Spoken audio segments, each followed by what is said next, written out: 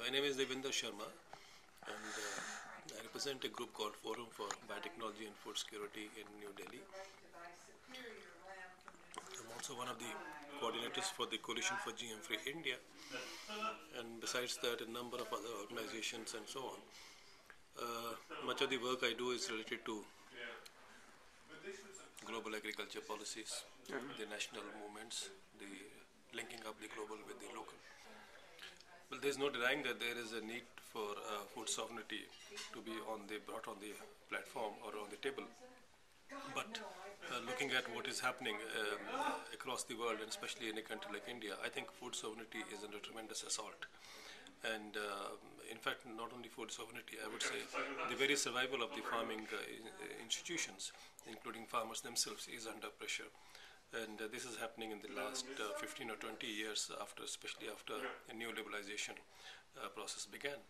And we now see a systematic dismantling, or I would say phasing out, or even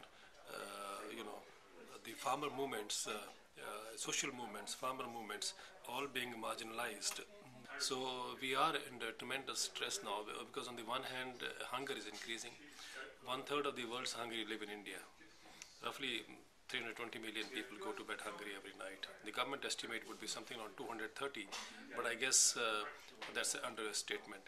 But 320 million is more than the population of America. And they go to bed hungry at a time when we have abundant food stocks. Even now, we have a 60 million ton surplus of wheat and rice. And of course, we require much of it for the emergencies later part of the year, but there is no justification why much of the food cannot be distributed to the poor. But at the same time, there is an emphasis to de-link food security from agriculture. And the feeling is that we can buy food off the shelf, which is cheaper than to invest in India. So there is parallelly, there are two things happening. One is the corporatization of agriculture is taking place.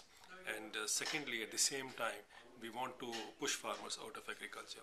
So the government of India has already said that we don't need 70% farmers, but hasn't specified what will happen to those people who are displaced from agriculture.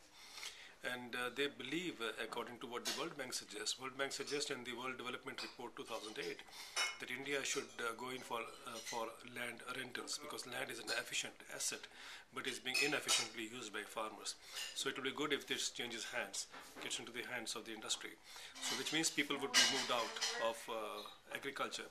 And the World Bank suggested that we need to set up a series of training institutes where farmers who don't know anything but to farm are taught how to use sickle and hammer and so on and become industrial labor. So following that recommendation, the government of India has already allocated money for setting up 1,000 industrial training institutes across the country where they will train farmers to become industrial laborers.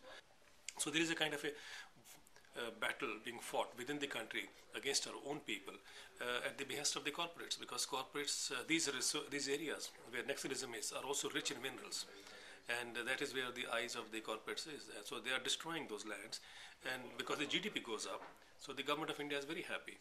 And what happens to poor people? Nobody's worried. So I think so there is a kind of at multi levels, we find there is an assault on the poor, the hungry, and especially the farmers. But now look at the assault.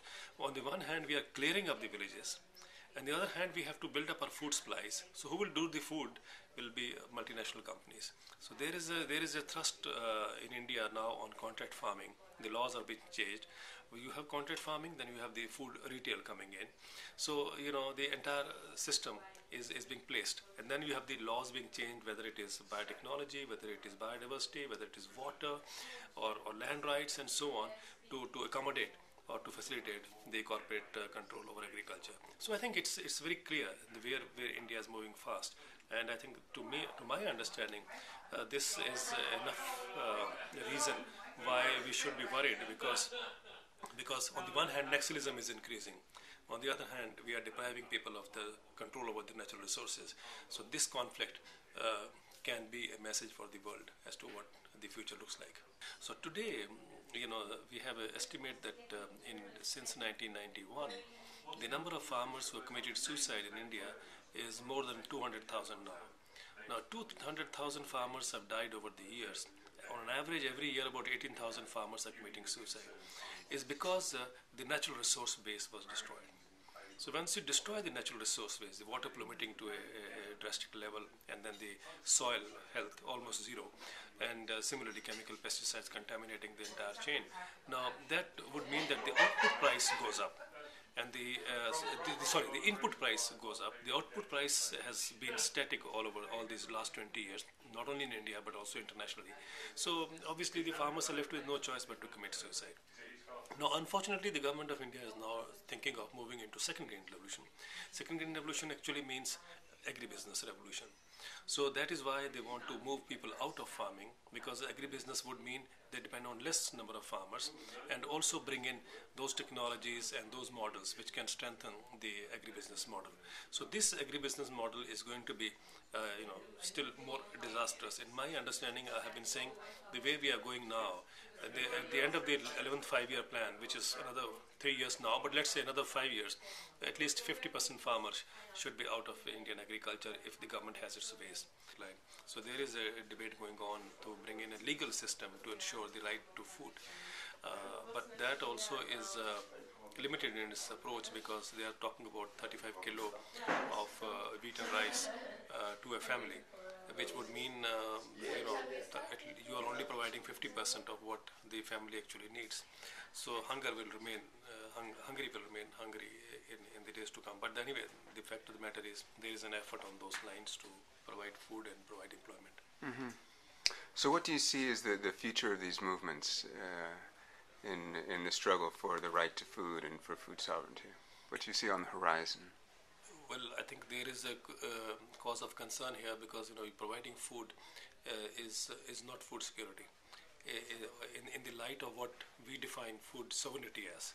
So, the food security is easy. You can buy food off the shelf and distribute to the poor. That is food security. But food sovereignty, I think, is more important, which is being de-linked, as I said, because we believe the government of India, or the main economic thinking is that we should import food, we should allow corporates to grow food, and these poor people who are on the land have to be moved out because they are inefficient utilizers of the land. So this is happening simultaneously. But I think the focus is very clear that in the days to come, we don't need farmers, and we have to depend upon the companies and the corporates to produce food. Now, if that is the food security model, I think we are in for crisis in India.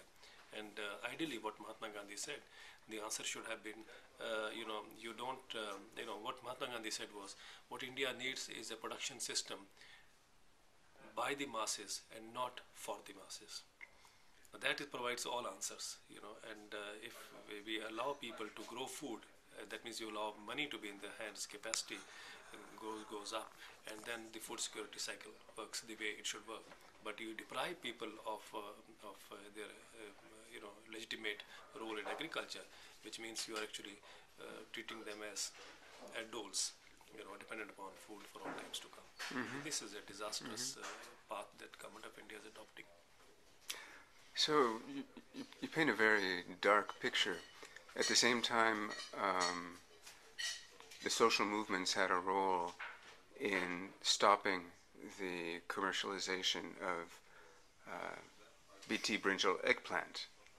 So can you talk about that? How is that possible? See, always in the darkness there would always be a ray of light reflecting from somewhere. And I think the opposition to BT brinjal was in the recent times one of the most successful oppositions that we've seen. And I, as the coordinator of one of the coordinators of the GM Free campaign in India, I think feel that the way we did it, the way the society rose to that, was certainly remarkable. And so why take a risk for something which is not in short supply? There is no crisis in brinjal in India. So suddenly we are being given a crop where you don't know what will happen to your body. And I think because we were able to convey this message that even the scientific community is not sure what will happen to you, I think it did percolate down to the people. I think that was because we aimed at the consumers. We did not aim at the farmers in that sense. And there were, of course, farmers who were supporting us, but we did not focus only on the farmers. We supported on the consumer, because here the consumer had a stronger voice. And this is why it happened that the consumers everywhere, we had the consultations finally when the government called for 7 national consultations. Everywhere the opposition to GM crops was visible. So what has happened in India, I think, is a great lesson for countries elsewhere, that we need to stand up to counter this argument now. Globally, I think we need to build up now stronger alliances from what has been demonstrated in India. And what we are suggesting is that, especially Europe, is one part which has so far resisted. But there is a lot of pressure now, and in Europe we see a kind of a message going around that some countries can take their own decision and invite it. But I think there is a political opposition, or people's opposition, still very clear in Europe. But gradually it's getting less and less. But the major of thrust would be America. I think it's wholesale foods and so on. So they have now decided that they would, in that month, they will have multiple screenings, and they will distribute about 40,000 to 50,000 CDs of the film. That's what I understand. Uh-huh. Yeah. And who are the participating companies or organizations in America? You mentioned Whole Foods? Or? No, yeah, I don't know about the non-GMO project who are part, but I think it's quite a sizable number of groups and companies and institutions. I guess so. And all I'm saying is, because what the producer tells me, what the director tells me, is what I'm trying to share with you. Yeah. Okay.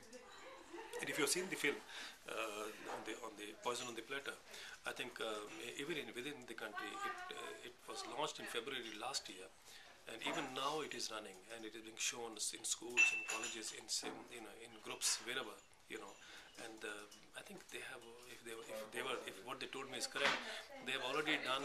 They have already been able to distribute about 50,000 DVDs or CDs of this film.